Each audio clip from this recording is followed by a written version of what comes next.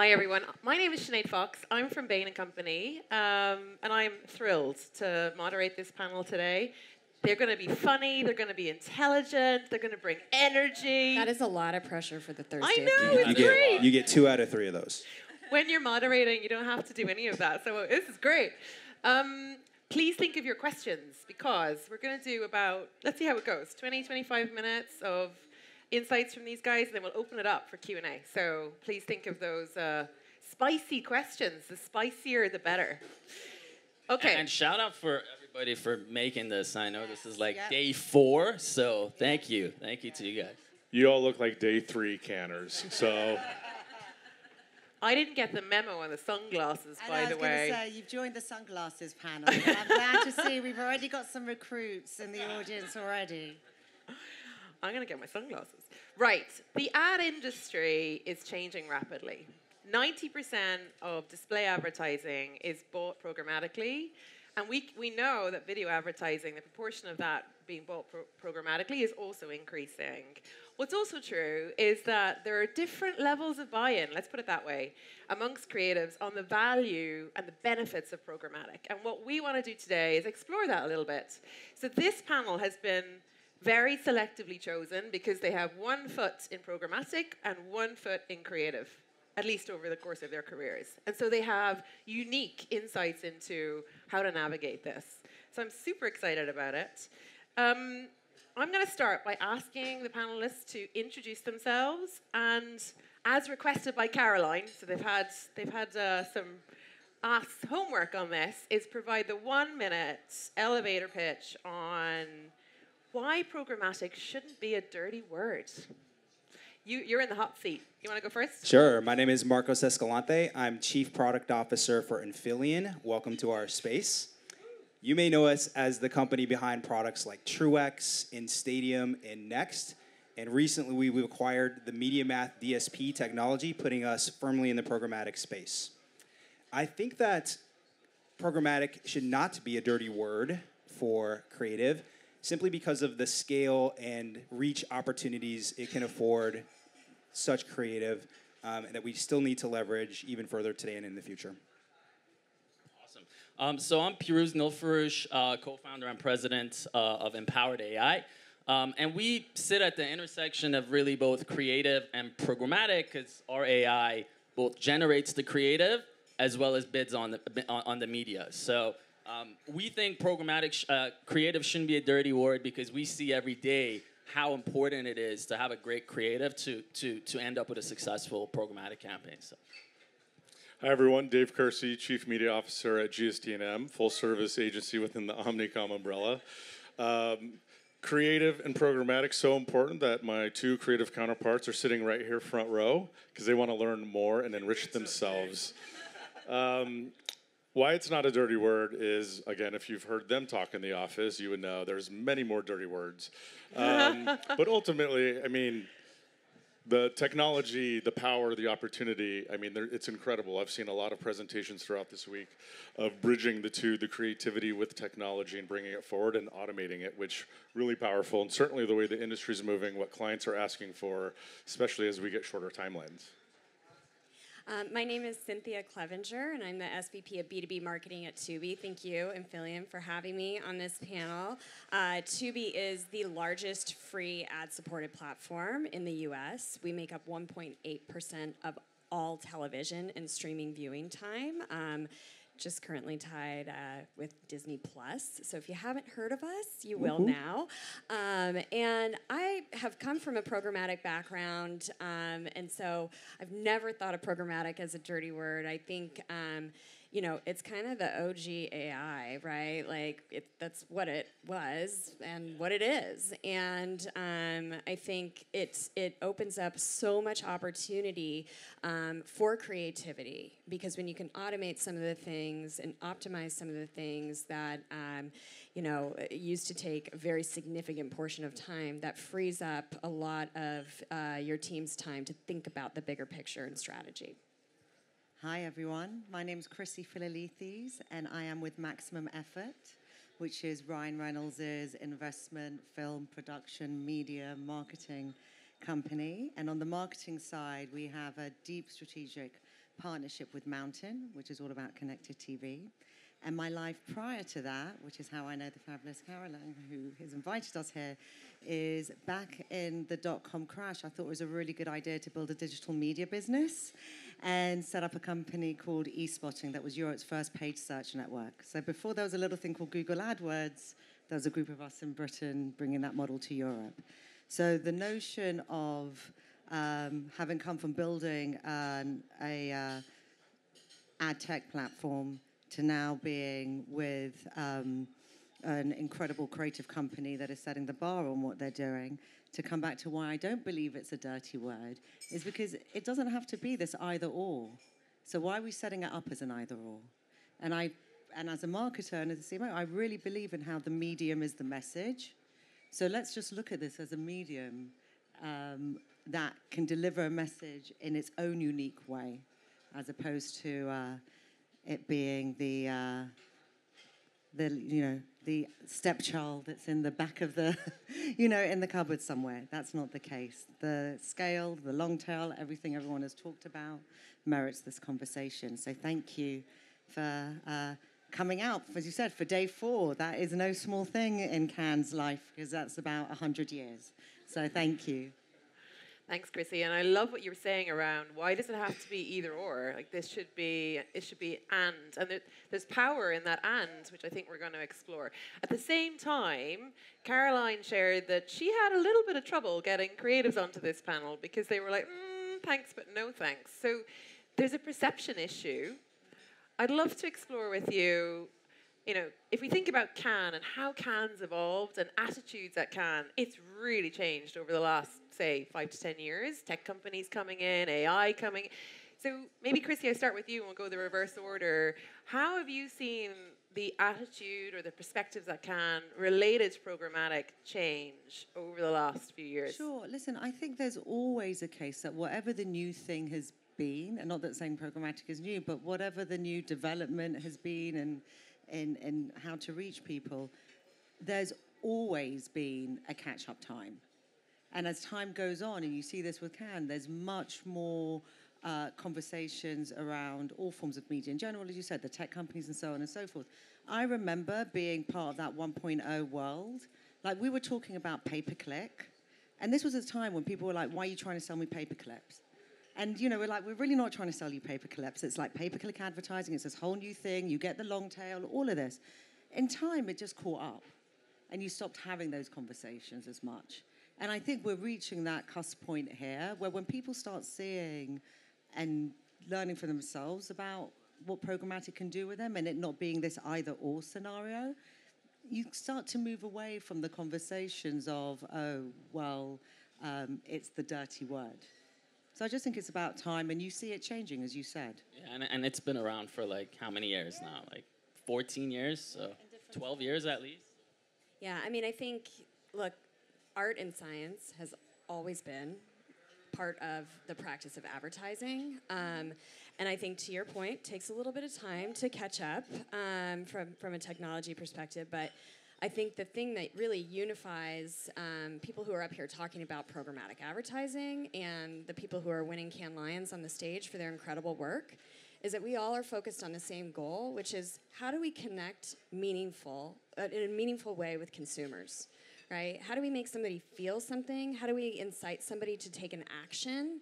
And how do we make our brands memorable, right? And become part of the ethos of someone's life. And so we have new tools that are really effective ways, and some of them aren't that new, that enable us to do that. So I think I've seen a lot more people embrace, and I'm glad that we have creative chops, on this panel too, because we all are part of that connection, be it from a technology or from a creative side. I'm sure at the agency, you guys are full service.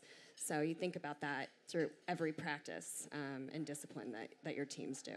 Yeah, I think programmatic has a perception challenge. I think 14 years ago, 12 years ago, when we started using programmatic and even AI, machine learning, it was all about efficiency, reduced resources so clients can save more and we can get to market quicker and make decisions faster.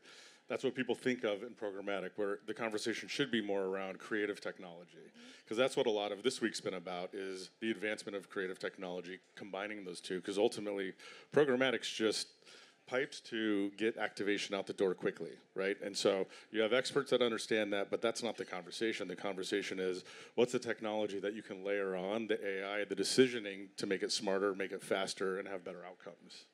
Yeah, and I mean, we're seeing, especially with the cookies going away, we're seeing clients like AAA really embrace, the notion of both programmatic and creative, and even AI. Like, I think a lot of creatives are concerned about AI and what that's going to mean to them, but brands are very focused on working with these tools. I would say the cutting-edge brands of how do we work with AI in a way that still protects our brand and we still have control. So I totally agree with you. I think there's kind of a big shift happening towards creative, especially with the cookies going away. It's becoming more important, if anything, in the programmatic world as the main way to reach the right audiences. Totally agree. And how exciting is it really? If you think about the first generation of programmatic and the emphasis on automation and efficiencies and performance and optimization, sometimes I think of this as very left brain, very logical. But the truth is, at least for me, creative is the heart and soul of advertising and of advertising campaigns. You want to create moments and create emotion. That's the creative that is really pulling that out. And it drives performance. It matters. drives performance, right? And so, in some ways, I feel like we have overemphasized and overinvested in this very, cold, logical efficiency focus. But that's shifting to efficacy now. And I think with the advancement of AI and next generation platforms like MediaMath, we're really going to experience a new wave of high impact creative and high impact experiences at scale, maybe for the first time. And it's so exciting. I would challenge that just a little bit, only because, again, back to the perception from a client perspective, they look at it as efficiency. They're going to save money, time, agency fee, resources. I think AI is going to have very similar initial impact of, okay, we can do things quicker, cheaper, but that puts a lot of pressure on us on the agency side and even brand side to ensure creativity is at the forefront. And that is the essence of what you're doing and what you're going to market with. So I think as an industry, we have to make sure that we keep these parts together and that AI is not replacing, it's additive. It's getting us to decisioning faster. Talking with Jay, our Chief Creative Officer, sitting right here this morning, he was talking about using AI for mocks, for client conversations, not for work that goes out into the world, but just to get to ideation a little bit quicker. And I think that's the power. But it's how we frame it where clients start thinking, I can save money. And that's really not the conversation. No, and I also think that, programmatic has been around for a long time. I ran product marketing at DataZoo for 5 years after I left Empowered, where I work with Peruse. So very familiar with MediaMath, and I know the technology has evolved. But look, it's hard. Like, it's really hard to figure out the ecosystem of programmatic. There are a lot of players. There's a lot of acronyms. And so I get when you hear that word, I think a lot of people who have been around in the industry for 10 years do have that visceral reaction. They're like, oh, God, that feels like really, really technical and complicated, and like, can't we just simplify this? But I think once you embrace the technology, like you said, and it's not just about like an efficiency thing, really understand how platforms can help you more effectively reach your consumers, and it's not scary. But I think that's probably why some of the creative team maybe was a little bit less apt to join the panel. Just to unpick that a little bit more, are there reasons? Like, what are the challenges for creatives? Is it a fear of programmatic? Is it a lack of education? Is it a lack of showing the success stories and how it can actually help them? Is it a lack of understanding of the data that you can get and how you can use that to inform what you're doing? Or experimentation? Like, I'd love to get your views on the challenges. Actually, our partners on the creative side, and even our internal teams on both brand strategy and media, don't have an allergic reaction to it. I think like when we start with our brief, right? And we start with the brand, but we're constantly thinking about how does this idea scale?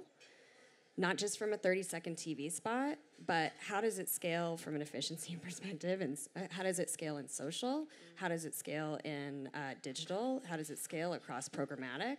So, for us, I don't see our creative partners or our internal teams really shying away from it. I think you mentioned this, and you did as well.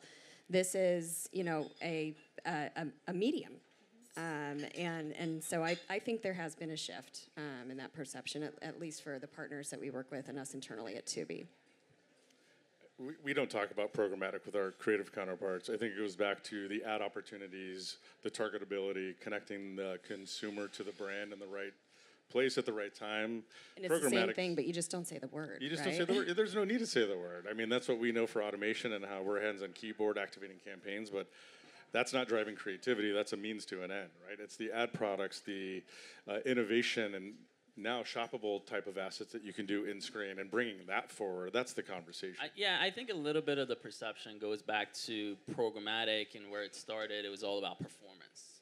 And I think creatives want to create more engaging experiences and like all this focus on kind of the attribution from the ads and performance.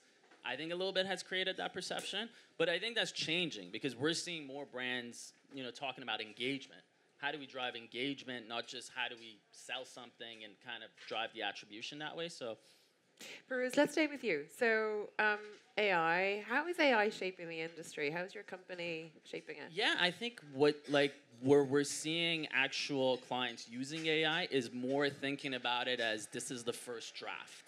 And how can it enable my creative teams, whether it's for creating, ads or whether it's for creating content of, we're not seeing customers taking an AI-generated creative or a piece of content and publishing it, but it's enabling their creative teams to come up with more ideas and be a little bit more efficient.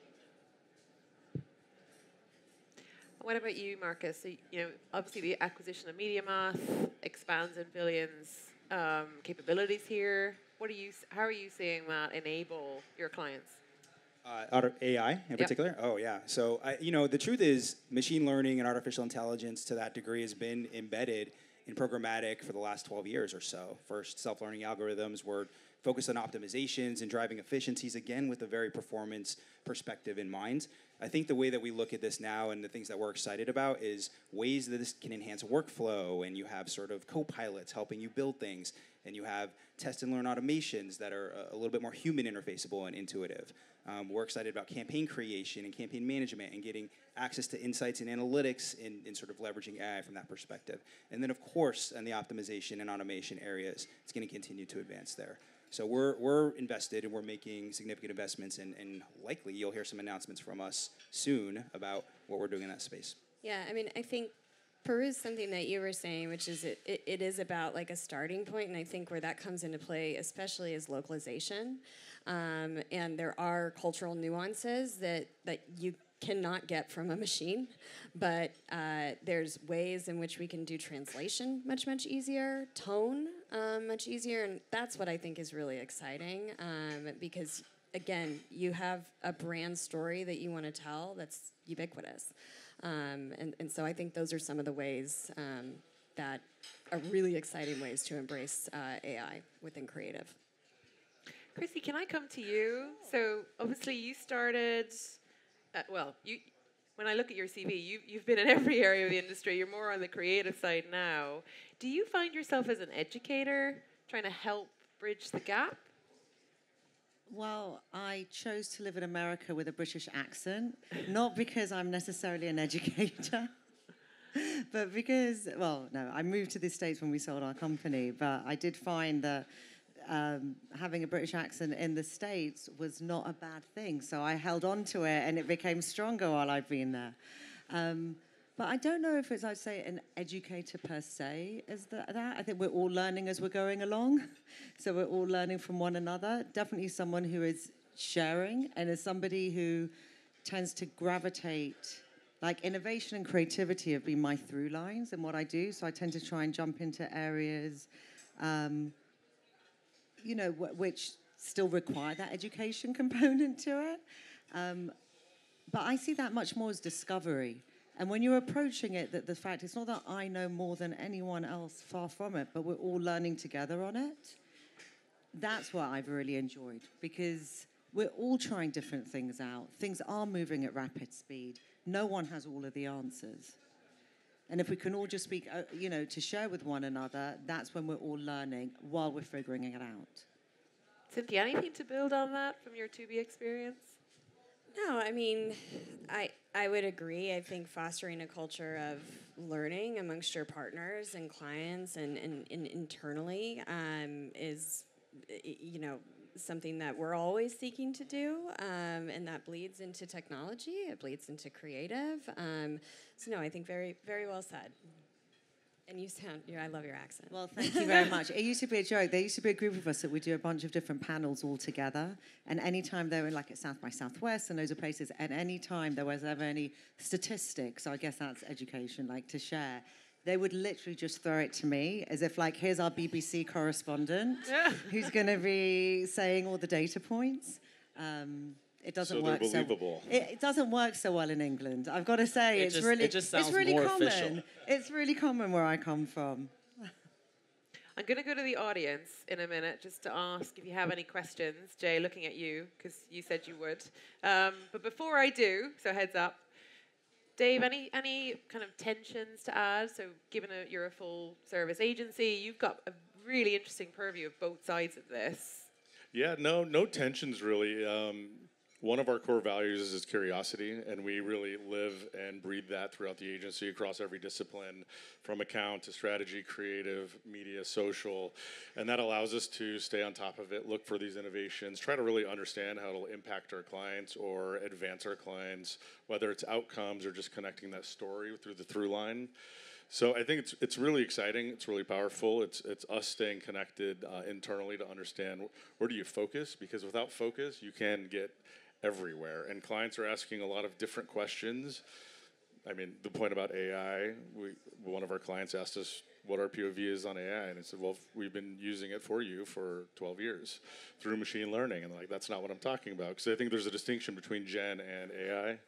But it's staying collaborative and staying together. I mean, our offices are very close together. We talk all the time. We have a series of integration meetings, so that's really core to us. So bringing the creativity and the innovation forward is exciting. Yeah, I think the point about collaboration and just open communication at Tubi, we are both a advertising solution and a consumer entertainment environment. And so I wear two hats sometimes, but on the ad side of things, people can access our inventory through programmatic buying, right? So whether that be through a DSP or a PMP that you might set up, or a programmatic direct deal, and that's great. We have built from the ground up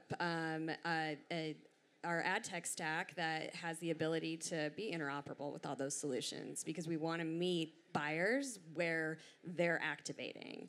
On the flip side, on the consumer end, and I report, by the way, to the CMO who oversees both, every solution that we're bringing to advertisers is rooted in how does this create a value exchange with our users, right? And so I think regardless, we're thinking about the audience in both sides of our business, because our model doesn't work. If it's not a good experience, we are not going to get revenue and not invest more in the product that also is built on machine learning, and we've been doing this for a long time, and it's called a lot of different things now. And so I feel really fortunate to be at an organization that fosters collaboration across all those disciplines. And it's really helped me to better understand, who our customers are and what our advertisers' opportunities are. Yeah, and I just want to touch a little bit on the collaboration, because I think, we tend to sometimes think about programmatic as a silo, but you need to have a creative to run and for it to be successful. And the more we see collaboration between the creative and the media people, that's when the magic happens and you have really, really amazing campaigns that, outperform. So I agree. That's when the magic happens. Speaking of magic, audience, any questions? Jay? This isn't a question, it's an observation. Well, there's a question after the observation.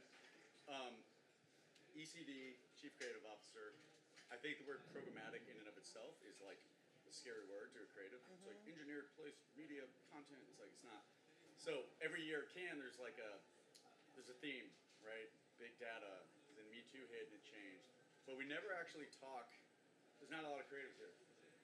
right? So that's the issue. And Dave, when I first met Dave, it's like the biggest issue seems to be connecting the pipes, right? Like I didn't understand the value of creative and analytics until I started asking questions about literally like, well, what the fucking analytics do? Yeah. And I found out, and it's literally changed work on Southwest Airlines. It's changed a lot of the stuff we've done. So I think, and that goes to us too, it's like there is no, that communication, you're speaking a language that creatives don't understand, and vice versa. So I do think that like bridging that and connect those pipes, and it's gold. And I've seen it done really well, and I've seen it just create like vitriol. No more acronyms. Between two departments. Don't use any more acronyms when you're talking to him, okay? Yeah. But my question is, and you can't say any of your own work or work that you have done collectively at this is the Creative Can Festival. What is the best example of that I could go back and show a 23-year-old creative new to the industry? This is the power of winning a lion and using programmatic to get that out there into the billions of subreddits that are media today.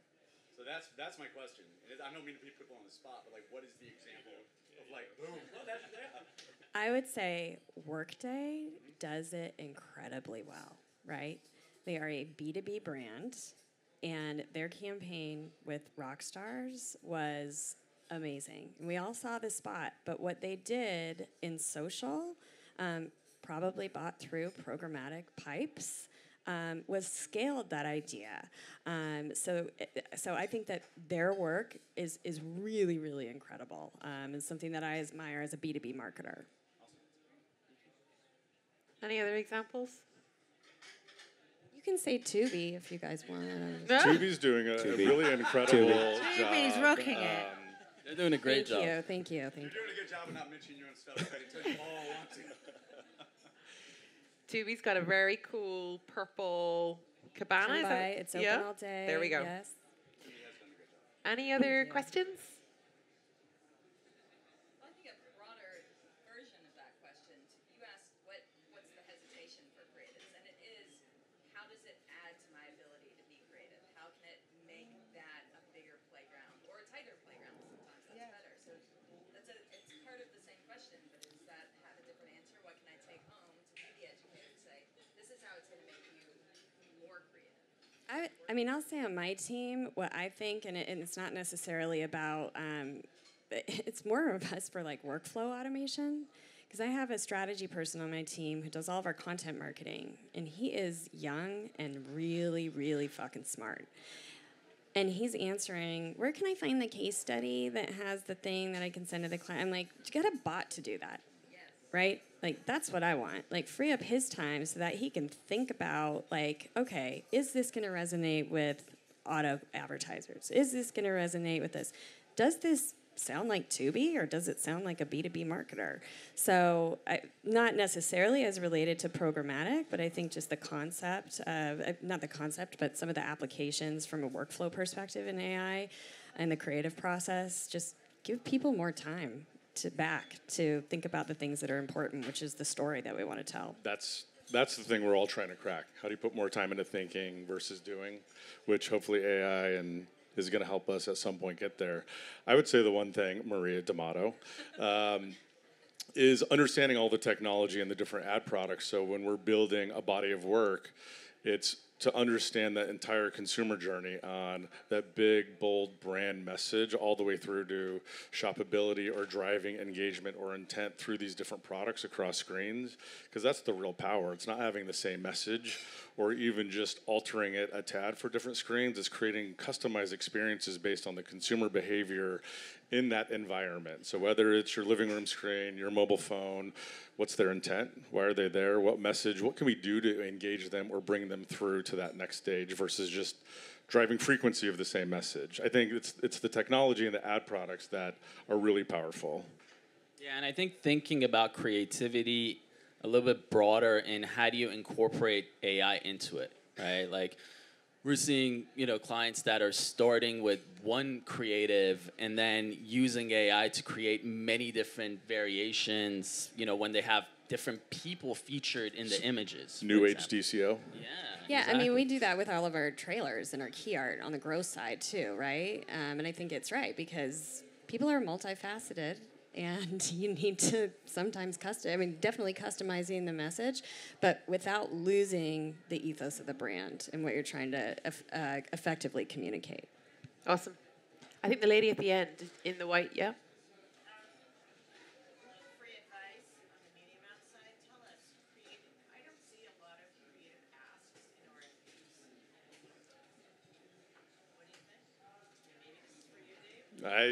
I mean, I think that's probably a miss, but again, it goes back to what clients believe programmatic to be. It's an efficiency play where we don't have we have the resources to deliver on their ask, not to, and this isn't a cop-out, but the situation we're in, we have to deliver on their ask. I think you're right. That's what we need to be better at, is bringing in the creativity and the brand component into those RFPs versus what's the CPM, what's the delivery, et cetera, et cetera. And so, thank you. I'll take that. Yeah, That's I think, like, as a full service agency, you guys have the opportunity and do work collaboratively across teams. And I think, we a lot of times get RFPs at Tubi from the buying team that doesn't talk to the creative team at all. So I'm like, how can I come up with a custom idea for you if I don't understand, like, your brand, right? I don't think this is going to work unless I know what your brand is. But I think organizations like GSD&M and others do that really well and come to the table together and make sure that even in a media RFP that might just be about, how to effectively deploy ads across programmatic channels, include the creative elements, include the brand brief. Yeah, I would say one thing that's worked well for us, because we're a technology provider, so we have that same challenge. We've seen it work pretty well a lot of times when we just go above and beyond what they're asking in the RFP anyways, and we start including different creatives and creative ideas just to get it out there. So that tends to resonate sometimes. Can I pick up on something Jay said? You mentioned the power of analytics in your airline example to drive the creativity. Programmatic provides lots of data. Why are creatives not leveraging that data more as a feedback loop on what creative's working, not working, and using programmatic more in experimentation? I mean, I think we're trying to create walls between the two, because analytics is performance of our programmatic, and that's where we're driving a lot of the insights. One of the areas we're driving insights to inform creativity and or audience and whatnot, and it's informed by programmatic performance, essentially. I don't know if there's a world where certain programmatic KPIs are going to drive that much interest in decisioning on creative assets, but it's really the outcomes, what has driven the business forward. What are those insights that we can bring forward? And that's what I think you're talking about. Programmatic plays into that. And certainly on some of our accounts, they're 90% programmatic. So most of that data is informed by machine learning and all the auto optimization and what's driving business, what's driving first impression all the way through to conversion. Yeah, I mean, this panel is not about MMM, because that shit's really hard, right? Like, I think part of the problem is that the data is not always right. Or how are we actually measuring this? You're telling me there's like 4 different currencies or what? Like, so I think there's a problem in measurement that really makes it hard for people to say, am I looking at the right data that I can actually inform? So I think that's one thing. I think on the flip side, though, I again, fortunate to be in the organization I'm in, the partners that we're with, we're completely data-driven. Our entire business model is built on data and signals from consumers to inform their experience. And so we're a tech company first, and everything that we do in every discipline, be it marketing, be it operations, be it the account management teams, we incorporate data and analytics into everything we do, and we just hope that we're using the right tools and working with the right partners to get the right data, because it's bad data, bad outputs. And just building on your question there, and less on the programmatic side, but more to your point on the insight side of things, we obsessively use, let's say, Google Trends, because you're sitting on gold of what people are actually asking for. And then when you're able to use that from an insights perspective, and plus we all spend, and it is applauded to spend a lot of time on social, seeing where things are about to pop, because we work at the speed of culture and then jumping on that and creating a moment around that. That's another big thing that we do. And so I think the fact that we have that built into us innately and that is encouraged, that's less about the insights from Programmatic that's running and then feedback loop of efficiencies. This is much more about what is having resonance, what are people talking about, and being at that cultural touch point very, very, very early on before it kind of completely pops. One of the things I'll add here too, in Phillian, it's unique and interesting because we offer full service campaigns on an IO basis, including bespoke custom creative, high impact that sort of needs this customization and therefore have a studio team that builds out these creative units on a day-to-day basis. One of the things that we found very powerful is when we do a weekly review of campaigns and their performance, surfacing that data in a cross-functional meeting, allowing the creative team to look and see exactly how things are performing, and then come up with actions and insights that probably couldn't have come from other teams. They sort of have the ability to look deeper and say, okay, we're going to modify the creative this way and see how that affects performance. And it's been very successful in driving just sort of a cross-functional outlook and data-driven outlook. I also think it's really important to just remember what each brings to the table. Like, an algorithm does not bring heart to the table. That doesn't bring the magic to the table. It does bring efficiencies to the table. So it's about marrying the two together, but really understanding that, okay, you can optimize for efficiency, you can optimize for heart, but really, you know, we're all just trying to connect as individuals, as people, as brands to people, and never losing sight of that.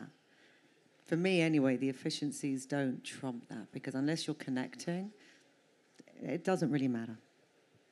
Amazing. Okay, I'm going to end by asking each of you to share one thing with the audience that they could bring home to their organizations to ensure programmatic is not a dirty word, or to help bridge that divide between the programmatic folks and the creatives. Can I start with you? Sure. Depending on where, you know, what the vibe is in each of your organizations, just don't call it programmatic. You know, like there's a thing where we just have languages, like a word, and we all can get fixated, whatever that might be in our lives. You just hear this one word and you're like, no, that's not for me.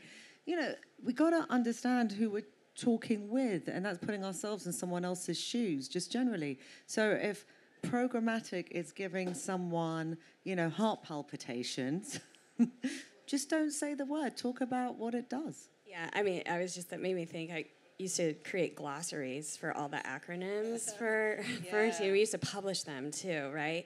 But I agree. I mean, I think let's you know, call it what it is, which is about effectively reaching your audience, optimizing that, and then using those insights to better inform what you do next. Amazing.